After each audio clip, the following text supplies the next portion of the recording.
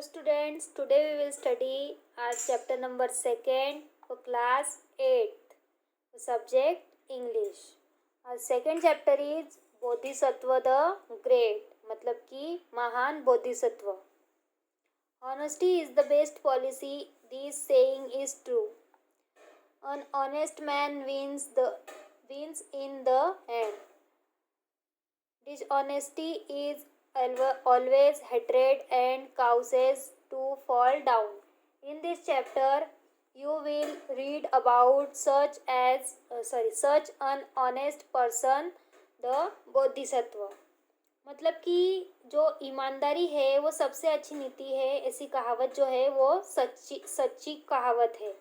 अंत में ईमानदार व्यक्ति की जीत ही होती है और बेईमान की हमेशा हार होती है और उसका पतन का कारण उसकी बेईमानी ही बनती है. इस अध्याय में ऐसे ही ईमानदार बोधिसत्व नाम के आदमी के बारे में हम पढ़ेंगे. Once upon a time, King Brahmadatta was the ruler of Varanasi. The Bodhisattva was his administrator. His job was to purchase horses and elephants, gold and silver required by the kingdom. Naturally, he had to assess the quality of the item, fix the price and pay the money to the seller. मतलब कि एक बार की बात है जहाँ राजा ब्रह्मदत्त वाराणसी के शासक थे. बोधिसत्व उनका प्रशासक था. उनका काम राज्य के लिए आवश्यक घोड़े, हाथी, सोने चांदी खरीदना था. स्वाभाविक रूप से उसे वस्तुओं की गुणवत्ता का आकलन करना उसका कार्य था. कीमत तय करना और जो विक्रेता होते थे उनके पैसों का भुगतान करना उसका कार्य था. Some of the courtiers were jealous of the Bodhisattva. They complained to King Brahmadatta that Bodhisattva had been misusing the royal fund by paying inordinately high prices. The king got alarmed. He started suspecting on Bodhisattva's integrity. At the same time, he began to search for a suitable man whom he could entrust with the job. जो एक दिन की बात है, कुछ दरबारी जो थे वो बोधिसत्व से जलते थे. उन्होंने राजा ब्रह्मदत्त को शिकायत की कि बोधिसत्व ज़्यादा तरीके से अधिक ऊंची कीमत लगाकर शाही धन का दुरुपयोग कर रहा है. राजा घबरा गया और बोधिसत्व पर संदेह करने लगा. उसी समय वह एक उपयुक्त व्यक्ति की तलाश करने में लग गया जिसे वो ये काम सौंप सके. One day the king was sitting near the window. Suddenly he saw a gardener watering the plant in the hot sun. Here is a truly honest and trustworthy man, he thought. What else labor would do in this heat? मतलब कि जो उसे एक सत्यनिष्ठ आदमी की ज़रूरत थी, फिर वो उसी तलाश में था. तो एक दिन उसने अपनी खिड़की में बैठकर देखा कि अचानक उसका ध्यान एक माली पर गया जो कि तेज धूप में पौधों को पानी दे रहा था. उसने फिर सोचा कि यह एक सच्चा और ईमानदार भरोसेमंद आदमी है. उसने सोचा इस गर्मी में भी ये इतना अच्छे से कार्य कर रहा है तो मेरा कार्य भी अच्छे से ही करेगा. The very next day, the king dismissed the Bodhisattva and appointed the gardener in his place. He was sure the new official would work efficiently and help him to save money. अगले ही दिन राजा ने बोधिसत्व को बर्खास्त कर दिया और उन्होंने नियुक्त किया कि उनका अगला जो प्रशासक होगा वो माली होगा. उन्हें यकीन था कि ये नया अधिकारी कुशलता से काम करेगा और उनकी मदद करेगा. But the gardener, now the administrator, was a man of dubious integrate and limited common sense. He had no idea of the real worth of the item he had to purchase. While buying horse and elephant, he would quote fancy prices. उसे वो जो आदमी था वो खरीदते समय उसको इतना ज्ञान नहीं था इस बात का, तो उसने उन वस्तुओं का वास्तविक मूल्य उसे पता नहीं था, तो वो जो था हाथियों और घोड़ों की कीमत उस वस्तु से उसकी कीमत अधिक दे रहा था. He refuse to listen to the sellers. उसने दुकानदारों की बात मानने से इनकार कर दिया. The seller were helpless. After all their customers was the administrator. They had no option but to accept meekly whatever amount he paid them. They dared not to protest against the injustice meted out to them by the high-handed administrator.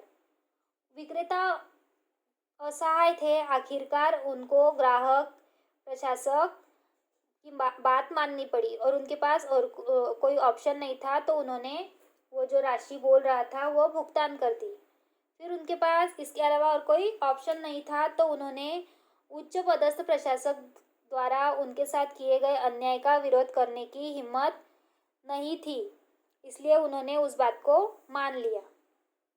One day a horse trader from a distant land reached Varanasi with 500 horse of the finest quality. He met the king and showed him the horses. The king liked the horses very much. He called the administrator and entrusted him with the task of buying the horses at the reasonable price. एक दिन की बात है. दूर देश का एक घोड़ा व्यापारी बेहतरीन किस्म के 500 घोड़े लेकर उस गांव में उस शहर वाराणसी में आता है. वो राजा से मिलता है और उन्हें घोड़े दिखाता है. राजा को घोड़े बहुत पसंद आते हैं. उन्होंने प्रशासक को बुलाया और उन्हें उसका उचित मूल्य देने का कार्य सौंपा.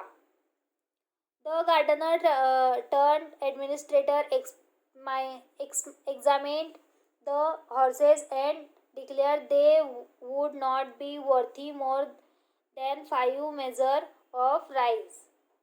He then ordered the servant to tether the horses in the royal stable after paying the trader 5 measures of rice. जो माली था वो जो कि प्रशासक बना था, वो घोड़ों की जांच की उसने घोषणा की और उसने कहा कि ये घोड़े सिर्फ केवल 5 चावल के ज़्यादा से मूल्य के नहीं हैं. फिर उसने नौकरों को आदेश दिया कि वे व्यापारी को चावल के 5 पैसे दे दे और शाही अस्तबल में घोड़े बांध दे. The Bodhisattva heard him patiently and advised, do as I say. First meet the administrator privately and appease him by giving him a bribe. Then tells him humbly, sir, the price you have fixed for my horses is fair indeed, but tomorrow could you please tell me in the presence of the king and his court how much 5 measures of rice would cost? If he agrees, then bring him to the king's court tomorrow. I shall be present there. I'll see that justice is done with you. फिर जो बोधिसत्व था वो वहाँ सुनकर घोड़े का जो व्यापारी और वो जो माली था उसकी बातें सुन रहा था और उसने इस अन्याय को वो चुपचाप देख रहा था. फिर वो पूर्व प्रशासक के बोधिसत्व जो था वो उस पर अपना दुख उंडेल रहा था। बोधिसत्व ने उसे धैर्यपूर्वक सुना और सलाह दी कि जैसा मैं कहता हूँ वैसा ही तुम करो। पहले प्रशासक से निजी तौर पर मिलो और रिश्वत देकर उसे खुश करो।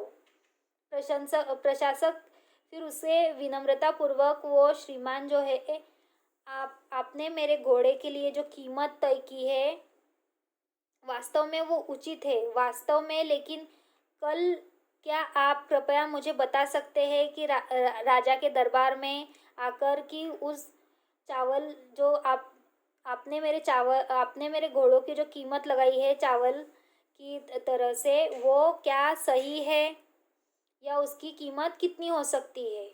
यदि वो सहमत हो जाए तो कल उसे राजा के दरबार में ले आना। मैं वहाँ उपस्थित रहूँगा। मैं देखूँगा कि तुम्हारे साथ न्याय हो, अन्याय न हो। As per the Bodhisattva's advice, the horse trader called on the administrator and bribed him. When he made his request, he readily agreed. Certainly, what is so difficult about estimating the price of 5 measures of rice? Just wait and see. The entire court will agree with my estimate. Bodhisattva की सलाह के अनुसार घोड़े का जो व्यापारी था उसने प्रशासक को बुलाया और उसे रिश्वत दी। जब उसने अपना विरोध किया और तुरंत वो सहमत हो गया, उसने इस बात का विरोध नहीं किया और वो सहमत हो गया, तो वह निश्चित रूप से चावल के 5 मापों की कीमत अनुमान लगाना कठिन है। बस इंतज़ार करो और देखो कि पूरी अदालत में मेरे अनुमान से सहमति मिल जाए। The next day, the court was packed with minister and official, including the administrator. When the horse trader entered, the bodhisattva too was present. अगले दिन जब घोड़े का व्यापारी वहाँ प्रवेश करता है तो अदालत में प्रशासक सहित मंत्री, अधिकारी सब बैठे हुए थे और जो पूरा कोर्ट था, पूरा दरबार था, खचाखच भरा हुआ था। बोधिसत्व भी वहाँ उपस्थित था। घोड़े का व्यापारी ने तब राजा को संबोधित किया और कहा, मेरे भगवान, आपके प्रशासक ने मुझे मेरे 500 घोड़ों के बदले 5 पैसे चावल दिए हैं। अब मैं चाहूँगा चावल के इस 5 माप का मूल्य कितना होता है कि ये मुझे जो आपका प्रशासक है वो बताए। Sir, 5 measures of rice, answered the administrator without hesitation. राजा ने, जैसे कि वो जो चावल का मूल्य पूछा गया था, उसने कहा चावल जो है 5 माप मूल्य के होते हैं। All right, if 500 horse are worth 5 measures of rice, how much is this 5 measures of rice worth? asked the king. फिर जो प्रशासक था उसने बिना हिचकिचाहट के जवाब दिया कि चावल के 5 उपाय। आंसर उसने ऐसा दिया। फिर उसके बाद जो राजा है वो कहते हैं, ठीक है, अगर 500 घोड़े चावल के 5 माप है तो ये 5 माप चावल का मूल्य कितना होगा? राजा ने ऐसा पूछा। तो official promptly replied, as much as Varanasi and all the neighbouring village put together. अधिकारी ने तुरंत उत्तर दिया, जितना वाराणसी और आसपास के सभी गांवों को एक साथ रखा जाए। On hearing this absurd reply, everybody present started laughing aloud, forgetting even the decorum of the royal court. ये बेतुका जवाब सुनकर जो मौजूद लोग थे वो सभी जोर जोर से हंसने लगे कि वो ये भी भूल गए कि शाही दरबार की मर्यादा क्या होती है। One of the courtiers stood up and told the administrator, all these years we had been under the impression that it is impossible to assess the worth of Varanasi. But now, thanks to you, we have found out that it is worth a mere 5 measures of rice. Indeed, we must compliment you on your great intelligence. मतलब दरबारियों में से एक ने खड़े होकर प्रशासक से कहा, इन सभी वर्षों में हम इस धारणा में थे कि वाराणसी के मूल्य का आकलन करना असंभव है, लेकिन अब आपके वजह से हमें इसका मूल्य पता चल गया, इसलिए आपका धन्यवाद। आपने वाराणसी की कीमत केवल एक चावल के बराबर लगाई है। वास्तव में हम आपकी महान बुद्धि पर आपकी प्रशंसा करना चाहते हैं। At the moment, the Bodhisattva came forward and said, "Don't mock these administrators. There is truth in his word. If 500 horse are worth 5 measure of rice, those 5 measure of rice would be worth the whole of Varanasi and our neighboring villages put together indeed." उसी क्षण जो बोधिसत्व है वो खड़ा हुआ और उसने कहा कि इस प्रशासक का उपवास मत करो, उसके शब्दों में सच्चाई है। यदि 500 घोड़े चावल के 5 माप के बराबर है तो वे 5 माप चावल एक साथ रखने के लायक पूरा वाराणसी और हमारे आसपास के गांव होंगे। All were taken back to hear this. The king investigated and learned the entire story. He understood his mistake and removed the corrupt man from the post of administrator. The Bodhisattva was reinstated, much to the happiness of all. फिर ये सुनकर जो सभी वहाँ पर उपस्थित थे वो दंग रह गए और वो राजा जो था उसने छानबीन की और पूरी कहानी जान ली। उसने अपनी गलती को एक्सेप्ट किया और वो अपनी गलती को समझा और भ्रष्ट व्यक्ति को उसने भ्रष्ट प्रशासक को पद से हटा दिया और बोधिसत्व को सभी की खुशी के लिए बहाल किया गया, उसका सम्मान किया गया। तो ये थी बोधिसत्व की कहानी जो कि हमने आज इस वीडियो में पढ़ी।